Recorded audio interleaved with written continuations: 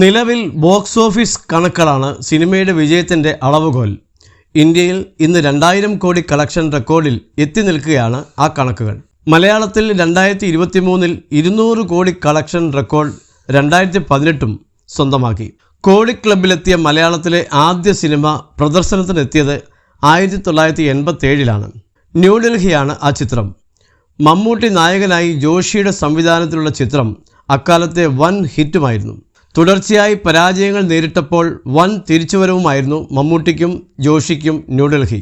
ആദ്യമായി മലയാളത്തിൽ നിന്ന് 1 കോടിയിലധികം നേടിയത് ന്യൂഡൽഹിയാണ് എന്ന് ജോഷി തന്നെയാണ് മുമ്പൊരു അഭിമുഖത്തിൽ വെളിപ്പെടുത്തിയത്.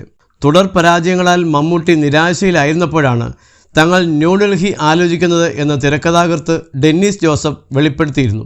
ജോഷിയും ഡെന്നീസ് ജോസഫും ഒന്നിക്കുന്ന സിനിമകൾ മലയാളത്തിൽ നിന്ന് ഇല്ലാതാകുന്ന കാലമായിരുന്നു. മമ്മൂട്ടിയുടെ കാര്യമായിരുന്നു വലിയ കഷ്ടം. മമ്മൂട്ടിയെ വെച്ച ഒരു നിർമ്മാതാവും സിനിമ ആലോചിക്കാതിരുന്ന കാലത്താണ് ജൂബിലി ജോയി എന്നെ കാണാനെത്തുന്നത്. മമ്മൂട്ടിയുടെ പരാജയങ്ങൾ ജോയിയെയും വിഷമിപ്പിച്ചിരുന്നു. സൂപ്പർ ഹിറ്റിലൂടെ മമ്മൂട്ടിക്ക് ഒരു വൻ തിരിച്ചുവരവ് നൽകണമെന്നായിരുന്നു ആഗ്രഹം.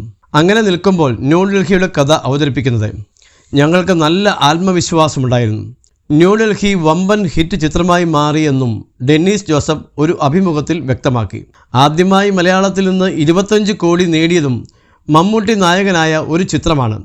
2005 പുറത്തിറങ്ങിയ രാജമാണിക്യമാണ് 25 കോടിയിലധികം നേടി റെക്കോർഡിട്ടത്. 2005 വമ്പൻ ഹിറ്റും രാജമാണിക്യമായിരുന്നു. മമ്മൂട്ടിയെ നായകനാക്കി അൻവർ റഷീദ് സംവിധാനം ചെയ്ത രാജമാണിക്യം മലയാളത്തിലെ എക്കാലത്തെയും വമ്പൻ ഹിറ്റുകളിൽ ഒന്നുമാണ്.